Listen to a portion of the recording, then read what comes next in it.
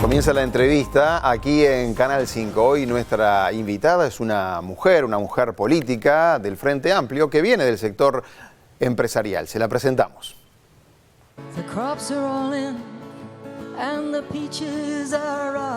Silvia Nane Pinzón es senadora de la República en representación del Frente Amplio. Nació el 17 de septiembre de 1969 en Montevideo, aunque pasó parte de su infancia en Colonia. Su padre falleció cuando tenía 11 años y su madre trabajó férreamente para pagarle los estudios. Cuando tenía 16, mientras asistía al liceo, comenzó a estudiar para analista de sistemas. Trabajó en Librería Pocho, en un estudio de diseño gráfico, en General Motors, en la Alianza Uruguay-Estados Unidos, en un laboratorio y en varias compañías nacionales e internacionales de tecnologías de la información, hasta que creó su propia empresa, T-Machine, dedicada al control y aseguramiento de calidad. Es analista de sistemas y experta en control de calidad de software. Comenzó a militar en el Frente Amplio trabajando en comités de base y como delegada en elecciones. Formó parte de la directiva de la Cámara Uruguaya de Tecnologías de la Información, donde conoció a Carolina Cose, entonces presidenta de Antel. En 2019 se integró a Lista Amplia, sector que apoyó la candidatura de Carolina Cose en las elecciones internas y en las nacionales. Fue segunda suplente de Cose en la lista al Senado y asumió como senadora en noviembre de 2020, cuando Cose renunció a la banca para asumir como intendenta de Montevideo.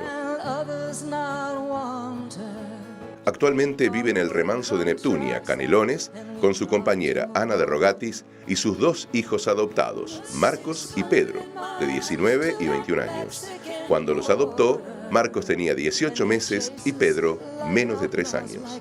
En su tiempo libre, Silvia Nane practica Tai Chi y disfruta de la música de Joan Baez. ¿Cómo anda, senadora? Gracias por venir. ¿Qué tal? ¿Cómo les va? Gracias por la música. ¿Vio? Qué detalle ese. Qué detalle, están en todo, ¿eh? Sí, me sorprendió también. Bueno, muy bien. Senadora, quería empezar preguntándole porque el Frente Amplio está definiendo, digamos, los temas que van a priorizar ahí en el Parlamento. ¿Ya los tienen ustedes aclarados eso? Bueno, sí, se hizo, ustedes saben, ayer la reunión de la agrupación parlamentaria del Frente Amplio, es decir, todos los legisladores, tanto del Senado como de la Cámara de Diputados, y tratamos, sí, de ordenar algunos temas de coordinación entre ambas cámaras y tratar de ver un poco dónde iba a estar el foco de la acción parlamentaria que nos está quedando de acá a fin de año, que también es verdad que está muy tomada por lo que va a ser la discusión del proceso de rendición de cuentas. Sí, ¿y dónde van a poner el foco ustedes en esos temas que me Bueno, dicen? hay varias cosas. Ustedes estaban haciendo recién un informe sobre el tema del puerto. El tema del puerto es una de las cuestiones que para nosotros es clave. Bueno, el Frente presentó una denuncia penal, sí, además, sí, ¿no? sí, y lo estamos siguiendo. Hay varios temas que tienen que ver con, por ejemplo, la imprescriptibilidad de los delitos sexuales contra niños, niñas y adolescentes, que es algo que vamos a estar priorizando desde el lado del Senado. Tenemos varias cuestiones que está trabajando la Cámara de Diputados. Estamos marcando también posición respecto a los proyectos de eutanasia. Hay varios proyectos que están en comisión todavía, que hay que ver un poco cómo se mueven. Ustedes saben que la agenda de las comisiones en general se mueven a veces de acuerdo a la agenda de coyuntura y a veces respecto al plan de las comisiones. ¿Usted ya tiene posición sobre el tema de la eutanasia? Era uno de los temas que tenía agendado para más adelante, pero ya que lo nombró, le pregunto. Sí, tengo posición respecto a eso. Me parece que es una cuestión que, si bien vamos a tener que dar un debate, me parece que está bien, es una cuestión de libertad personal. Y bueno, el Estado tendrá que garantizar el ejercicio de ese derecho. Hay dos proyectos allí, ¿no? Uno del Partido Colorado, de Ope Pasquet, y uno del Frente Amplio. Se están tratando de unificar. Sí, se están tratando de unificar. Están en la Cámara de Diputados en este momento y bueno, se estará trabajando. Cuando llegue el momento daremos el debate y la discusión con los compañeros del Senado. Bien, así que en principio entiende que debería autorizarse, digamos, la eutanasia. Sí.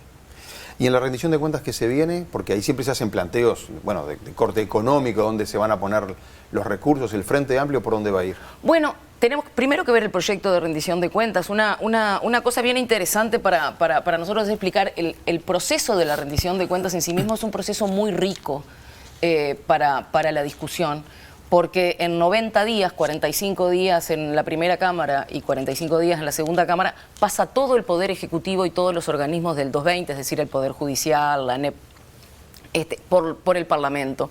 Y se presentan debates muy interesantes, que no siempre son respecto a para dónde van las asignaciones presupuestales, sino que en general allí hay también discusiones sobre qué es lo que va a pasar en el futuro, en el año siguiente. No se olviden también que cuando nosotros vamos a tratar ahora la rendición de cuentas, vamos a tratar la rendición de cuentas del 2021. Y lo vamos a estar tratando y terminando de tratar en general sobre octubre del 2022. Por lo cual, en realidad es justamente una rendición de cuentas del año pasado, claro, donde particularmente desde mi posición cuestiono bastante más hacia dónde vamos que lo he hecho. Pero es fundamental ver dónde, a partir de dónde vamos, hacia dónde vamos. ¿Y hacia dónde cree que se va? Por parte del Poder Ejecutivo, en este caso. Gracias por la pregunta.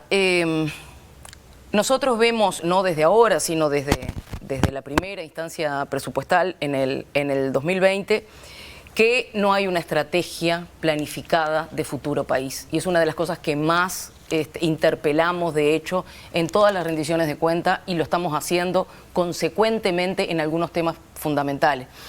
Vos me presentaste como que vengo del mundo de la tecnología, es así, 30 y pico de años trabajé en el mundo de las tecnologías de la información.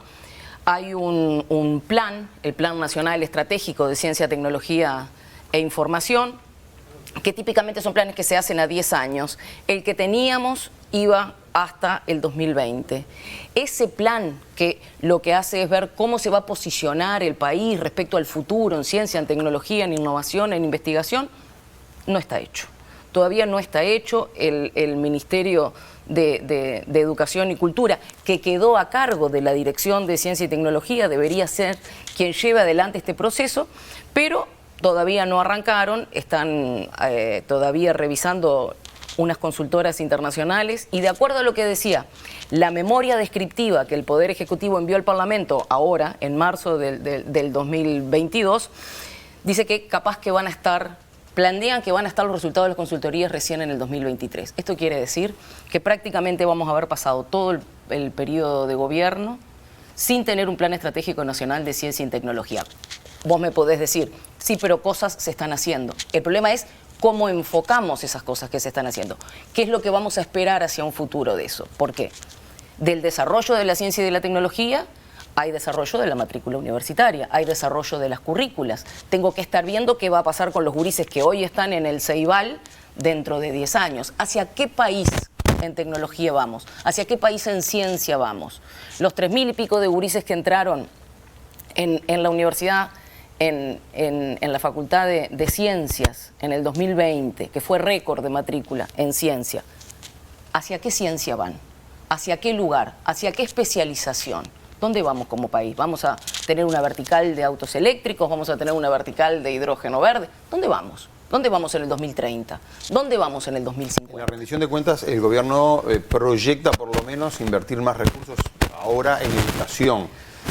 Y ahí entra también la ciencia y la tecnología que usted está mencionando. Claro, y fíjate tú que en lo que se ha dado en llamar el plan de transformación educativa, que van a haber ciertas competencias que se van a empezar a integrar a la currícula. Esas competencias que se integren van a tener que estar en consonancia con ese futuro país. En esa transformación educativa le vamos a enseñar a los gurises pensamiento computacional, les vamos a enseñar a programar, les vamos a enseñar a pensar estratégicamente, por ejemplo, enseñándoles ajedrez dentro de la currícula. ¿Hacia dónde vamos? Eso son preguntas que todavía no han tenido respuestas concretas por parte del gobierno. Se viene la reforma de la seguridad social también. Otro tema. Y se está marcando posición. El Frente Amplio está ahí con cierto nivel de discrepancias, pero hoy el senador Guido Maní Ríos, a ver si lo podemos poner al senador a los efectos de que nos vamos enterando todos. Está el tema de la reforma de la seguridad social, a lo cual quiero conversar un poco con la senadora Nane, pero también Maní Ríos está planteando el tema de los nacimientos, los pocos nacimientos que hay en Uruguay, y Cabildo Abierto está presentando un proyecto para incentivar precisamente que nazcan más bebés. Lo vemos. Nuestro partido ha presentado un proyecto en el mes de noviembre pasado para estimular los nacimientos. Un proyecto que puede ser mejorable, pero creemos que lo importante es que todos asumamos ante un problema que no podemos ignorar. hay que lograr revertir la tendencia demográfica, ya que lo que está en juego es la viabilidad de nuestro país de cara a un futuro no muy lejano. No evitaremos la reforma de la seguridad social que hay que encarar, pero tal vez estemos a tiempo de evitar el seguro colapso que sobrevendrá si la población de nuestro país disminuye significativamente en los próximos años. El senador marcaba también que en 2020 nacieron menos niños que en 2019. ¿Está de acuerdo con esto de incentivar los nacimientos? Ya es un proyecto que está ahí en la órbita de ustedes. No lo he visto el proyecto, no sé en qué comisión está presentado. Esto fue parte de lo que el senador Manini Ríos habló hoy en la media hora previa de la sesión del ¿Lo escuchó Senado. usted ahí en primera fila? Sí, lo escuché en primera fila, justamente estoy en primera fila. Una de las cuestiones que creo que tenemos que empezar a plantearnos es mirar las cosas de una forma más integral. Cuando nosotros hablamos de nacimientos, hablamos de mujeres que paren hijos. Es bastante, hasta el momento la biología no ha inventado otra forma de traer gurises al mundo. Cuando hablamos de todo esto sin pensarlo de una forma integral en lo que es la corresponsabilidad en los cuidados, en lo que tiene que ver con el sistema de cuidados, y no estoy hablando del Sistema Nacional Integrado de Cuidados como institución, me refiero al ecosistema de los cuidados, a cuestiones que tienen que ver con una mayor equidad en la distribución de las tareas. Parece que no podemos plantear queremos que nazcan más chiquilines y vamos a poner una granja de mujeres a parir.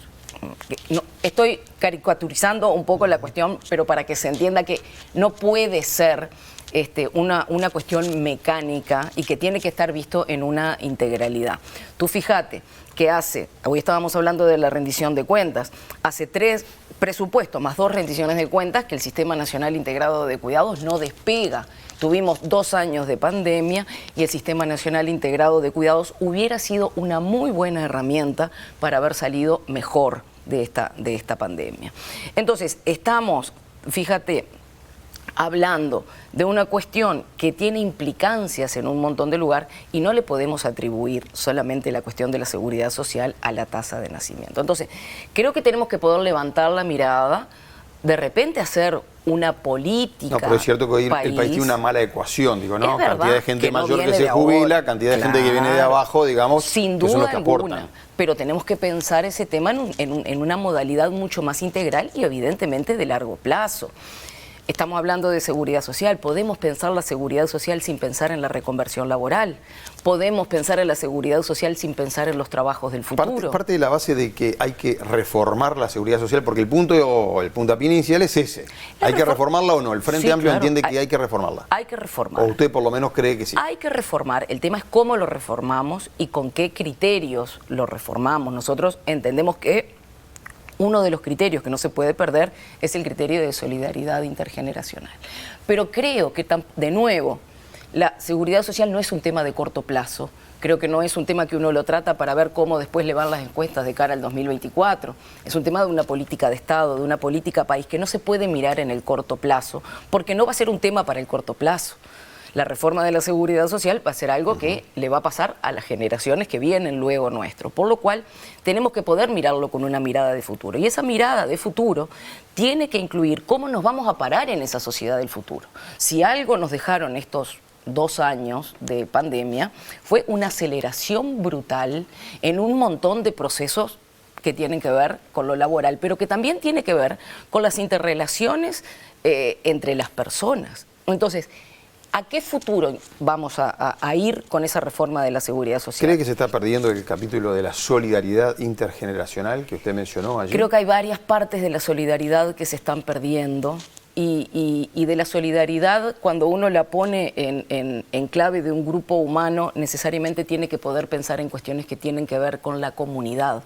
Formamos una comunidad de personas que cohabitamos, coexistimos, vivimos, nos interrelacionamos y que formamos un país que tiene que tener una determinada visión de futuro.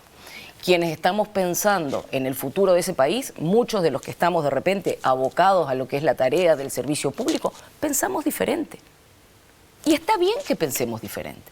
Y está bien que confrontemos nuestras opiniones Pero lo que hoy nos está pasando es que no tenemos mucho esos ámbitos de confrontación de ideas respecto a lo que es la mirada del país del futuro. Estamos... Bueno, pero en la reforma de la Seguridad Social hubo un análisis de expertos, por lo menos, sí, ¿no? Con distintas miradas políticas, sí, todo lo demás, sí. Y ahora va al Parlamento, donde ustedes también allí pueden... Sí, claro, en esa cronología, estuvo la comisión de expertos, el Frente Amplio integró muchos compañeros relacionados a eso, pero cuando llegó a la etapa final del diagnóstico, es bueno recordar que los únicos que tenían posición institucional respecto a quienes representaban fue ONASPU, el PIT-CNT y el Frente Amplio. El resto de los integrantes de la comisión de expertos se encargó de decir y de aclarar que iban a título personal. Por lo cual, ¿qué quiero decir con esto?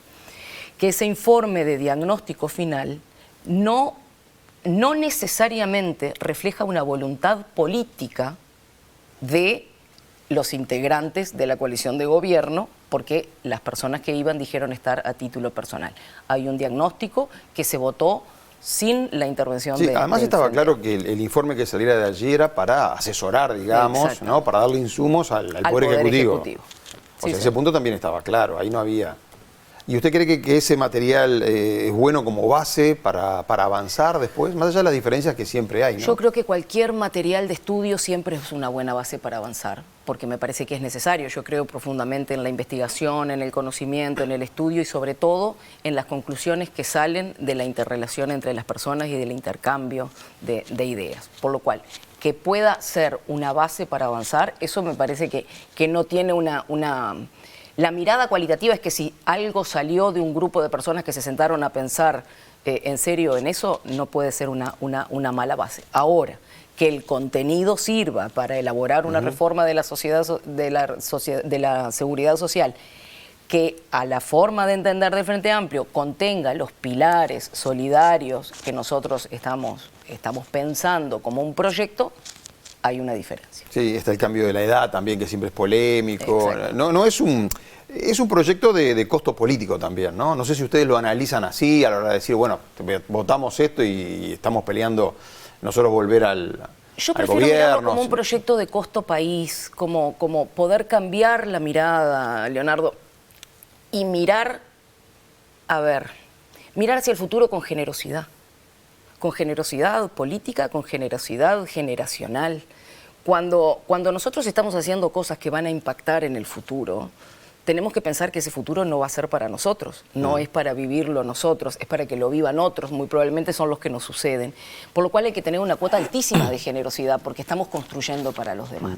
Yo creo que si esa es la mirada, e insisto, y no la mirada cortoplacista de cómo nos va a ir de cara al 2024, se tiene que poder trabajar. Siempre se tiene que poder trabajar, de nuevo, confrontando ideas. El Frente va, a ver si entiendo bien, va con una mente amplia en el sentido que si hay puntos para avanzar, construir, da sus votos. Porque el presidente de la República dijo que él prefiere que el Frente Amplio esté también, ¿no? Nosotros también preferimos estar. Ahí está. Esto sale por mayoría simple, además, porque después, ¿no? Acá no hay una cuestión de...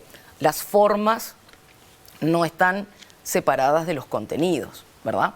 Una cosa es decir, bueno, ahora que llegamos a un acuerdo entre los integrantes de la coalición, venga Frente Amplio que nosotros le vamos a contar lo que hicimos, a ver si a ustedes les gusta.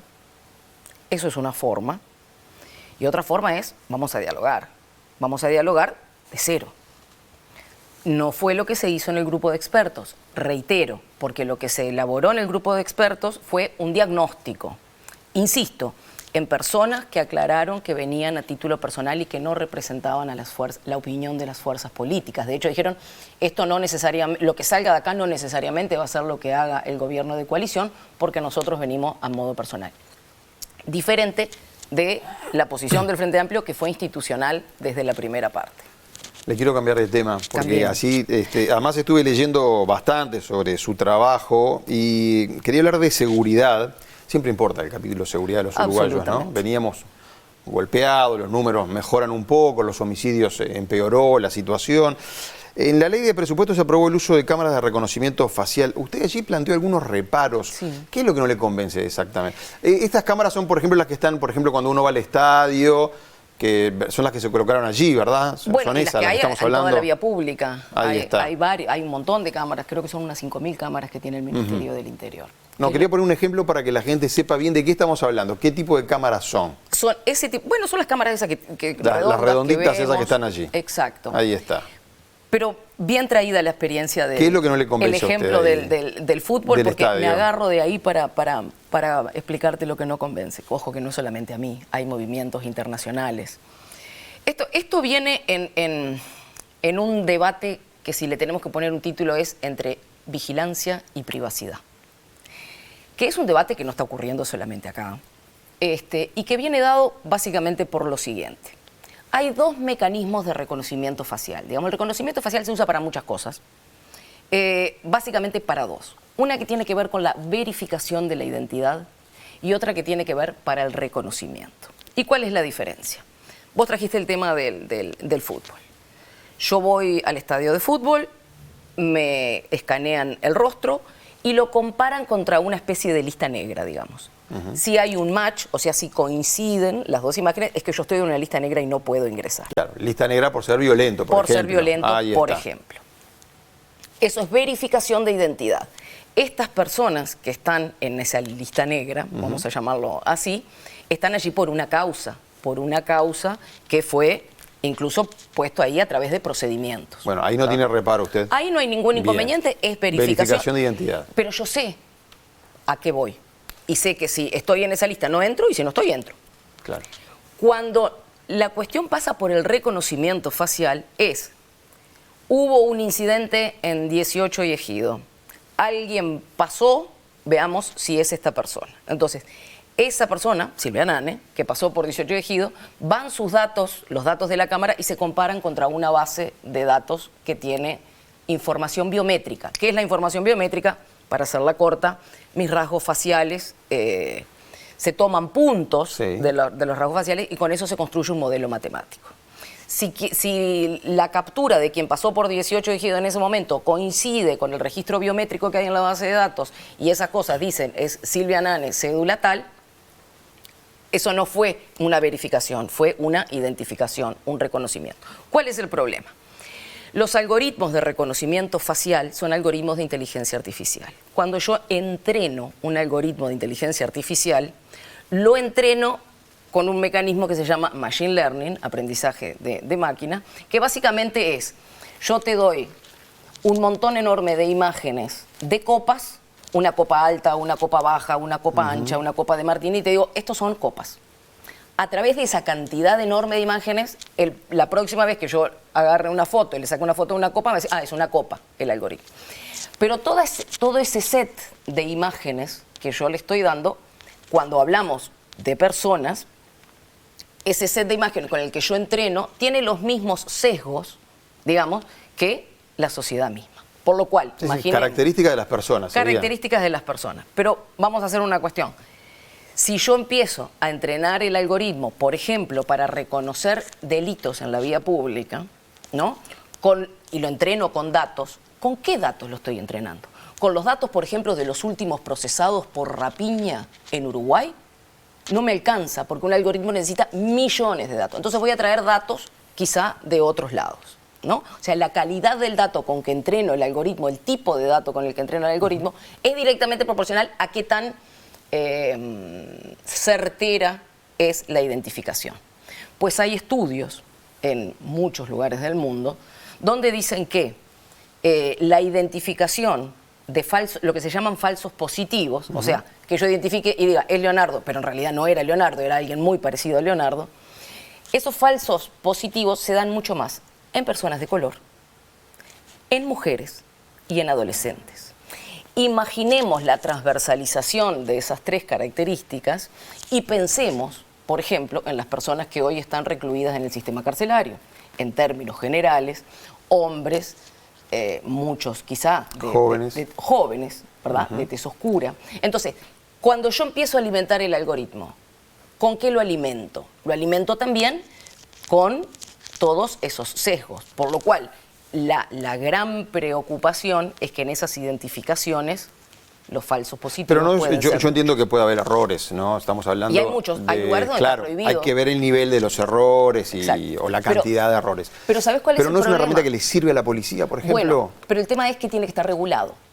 Entonces, si tú me decís, yo voy a tener las cámaras con esta regulación y para este uso específico, damos el debate sobre ciertos parámetros de uso. Hoy lo que no hay son definición sobre esos parámetros. Es más, no hay información de cómo el Ministerio del Interior está utilizando esa base de datos, porque los pedidos de informes no nos los han Y respondido. hoy no tiene regulación todo eso. Hoy no tiene regulación. Y te doy un dato O más. sea, se aprobó el uso de las cámaras, usted eso no lo ve mal, solo que está un poco... No, si yo lo veía mal porque no me dijeron para qué. Bien. ¿Para qué lo vamos a Y usar? usted lo que dice que tiene que estar regulado esto. Tiene que estar regulado y tenemos que saber el objetivo. Y te doy un dato más. Al poco tiempo de haberse votado eso, no sabemos, porque no nos respondieron el pedido de informe, no sabemos si antes de migrar los datos de identificación civil al Ministerio del Interior o después, la base de datos de identificación civil fue hackeada.